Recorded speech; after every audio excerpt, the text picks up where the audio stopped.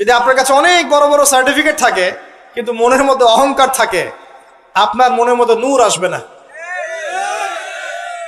যদি আসতো তাহলে ইবলিসের মনে আসতো। তার জ্ঞানের কোনো কমতি ছিল না, ওয়াস্তাকবার, সে অহংকার করেছিল। আর অহংকার কাকে বলে? মাতারুন নাস, মাতারুল হক ওয়া গামতুন নাস, সত্যকে প্রত্যাখ্যান করা এবং অন্যদেরকে ছোট করা, আন্ডার এস্টিমেট করা।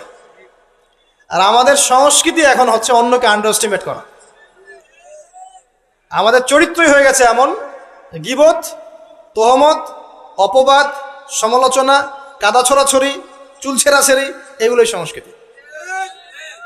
যতক্ষণ আমরা এই কাজগুলো করতে থাকি ততক্ষণ ওই যে ইসরায়েল, সে আরো 10টা মিসাইল বানিয়ে ফেলে। এই জন্যই বলি যে আমরা মাঝে মাঝে জিলাপি খাই, খোরমা খাই, আর তারা তাদের কাজের দিকে এগিয়ে যায়।